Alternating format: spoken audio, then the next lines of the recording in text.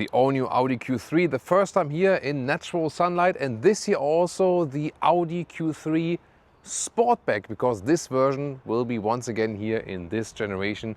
We can take you on a tour of the new Q3 Sportback with Thomas and Autogefuehl in 4K, full screen, full length. Let's go. In the front, really strong styling here in the S-Line trim. And then we can see here the really wide Audi Ring sensors behind it, open design here with the front grille and the black contrast in the lower part. Glacier white is the color here for today.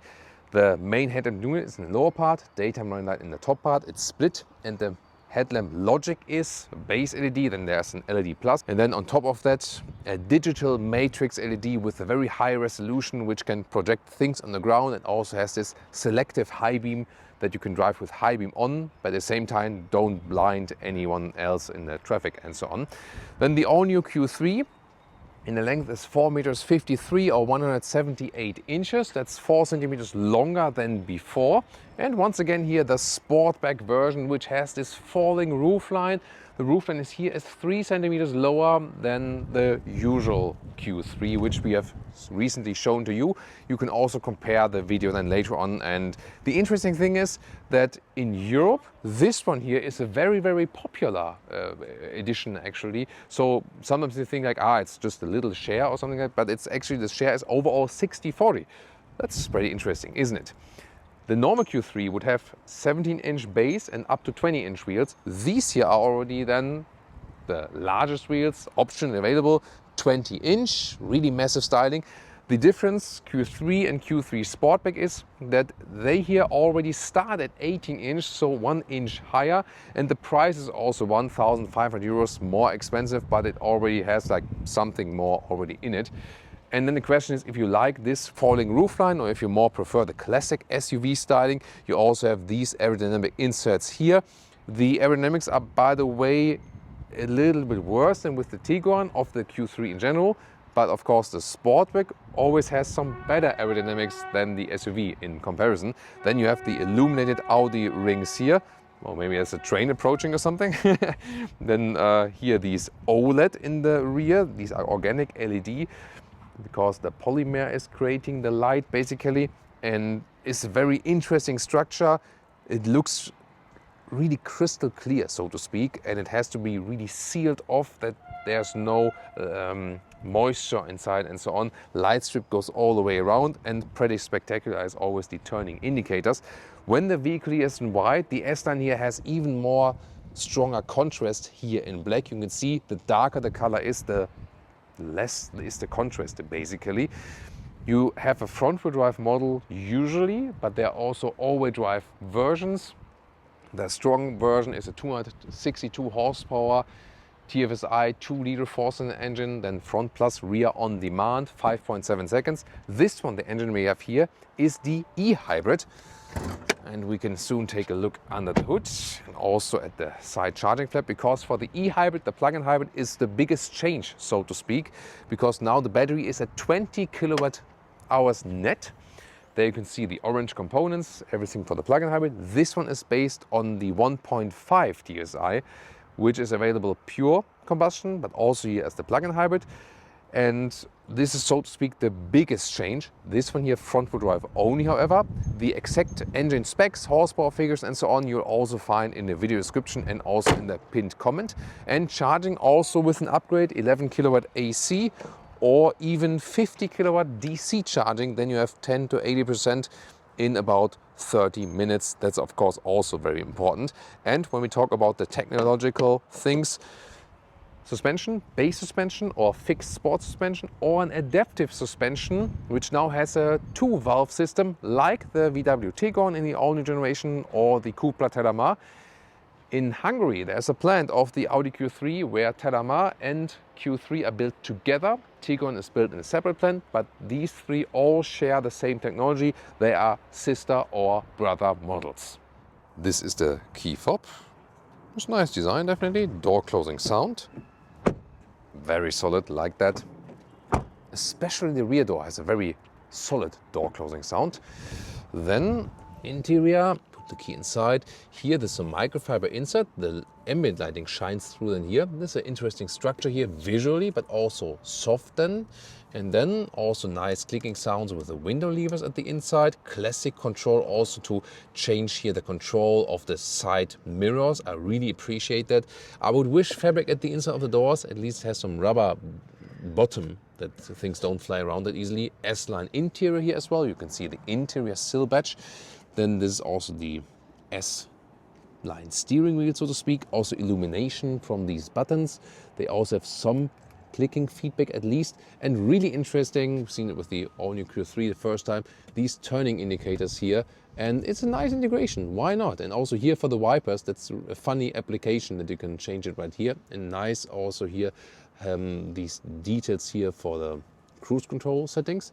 These are the seats, a mix of animal leather and leatherette. Which part is which, you cannot really differentiate. That's why I say just go completely animal free and make it more animal friendly, and the materials are better meanwhile.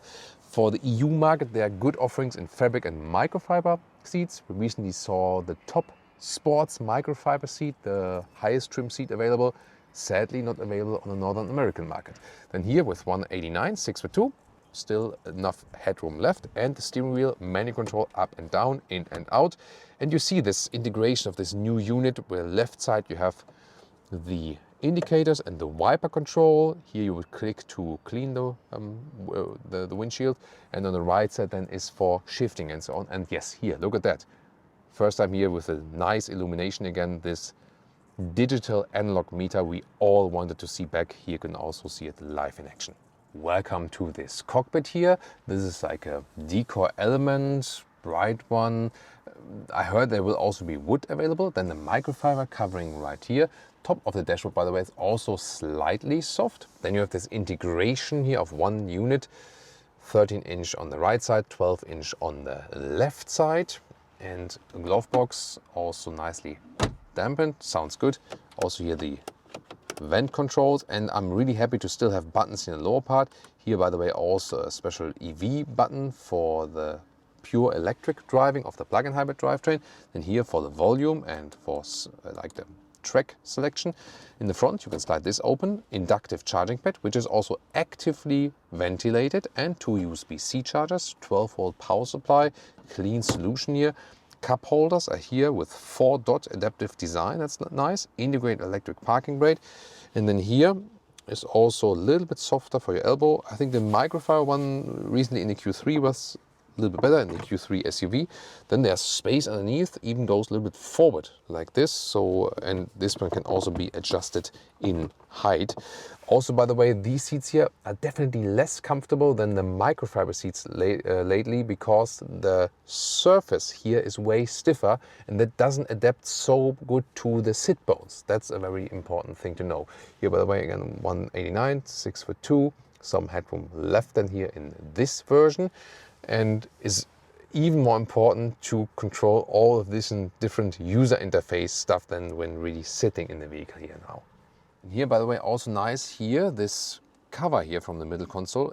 This part, it's really soft when you touch it, you know, like a real knee pad. This also shows a good build quality, and it's on both sides. And this is, by the way, the animal-free steering wheel, first time available in the Q3. Driver POV, yes, two-dimensional Audi rings. I would prefer three-dimensional ones. You can still feel them, but not like on the inside for real. Three-dimensional is better, actually. And then you can see how these new controls look like from here with the turning indicators like this. And then here for the wiper control. And on the right side then, it's really interesting then here for putting in drive, sport mode, reverse or park then. And you also have shifting pedals here. And it's really cool once again to take a look at the instruments where we have back the digital analog meter. Yes, here we go. We have requested this from Audi. And then you have the head-up display here. It's not flickering on in real life. Then the main infotainment unit. You see here is also like the satellite view like this. Looks actually quite good.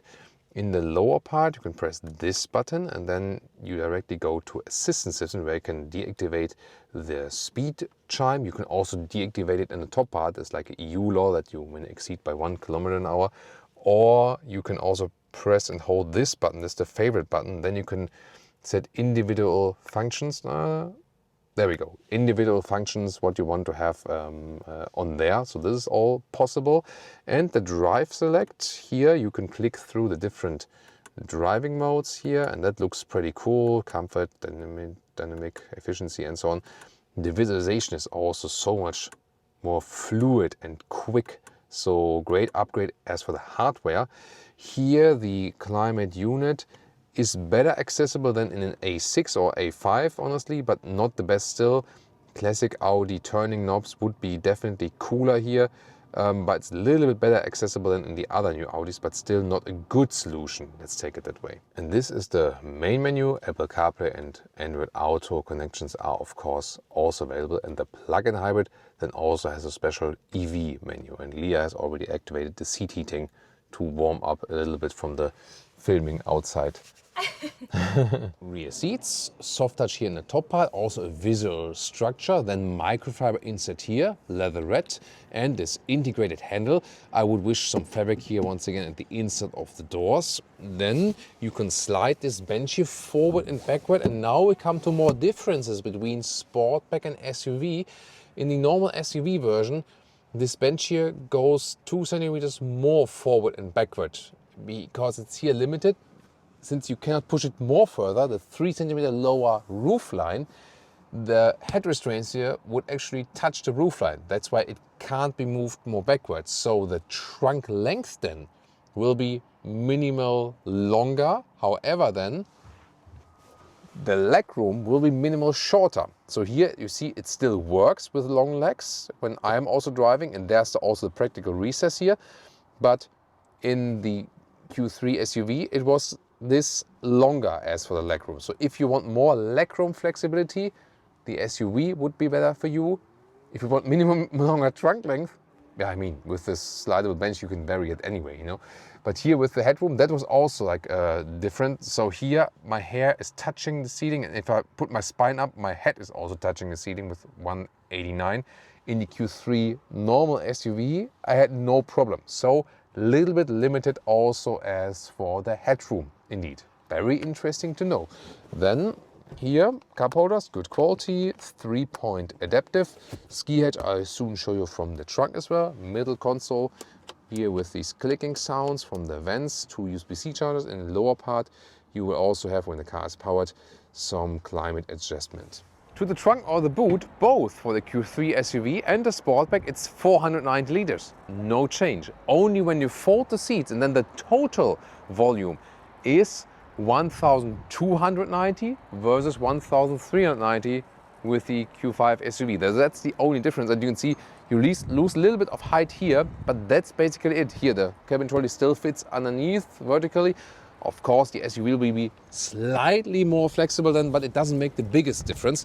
Here the width, 1.40 meters, and the length is, you can see here, is about 92 centimeters or 36 inches. That is actually longer than with the SUV.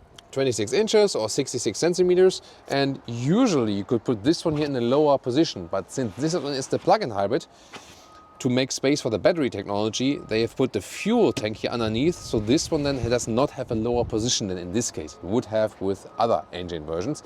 You can also, by the way, use the ski hatch here, so that is possible. You have more flexibility to make more trunk length, for example here with the sliding bench. You can also put the seats here more upright, so different possibilities you have there. That's actually a cool thing. And then you can of course fold this completely down and then have the total length here to the front seats. And there we are. Yeah, it's about 1.70 m something, 67 inches. Which one would you take? Price starts in Germany, for example, I can already tell, 46,500 euros, 1,500 euros above the normal Q3 SUV. Here the Sportback, a little bit more expensive, but on the other hand, you already start with the bigger wheels, for example. And if you spec it fully, maybe 75,000 euros as it stands here now. We have to see, maybe the plug-in hybrid a little bit less expensive depending on the market as well. But of course, it won't be a cheap SUV, but I think it's also well built. Finally, once again, as we saw, would you prefer the Sportback here? Tell me in the comments, or the SUV? You can check out the version here right now.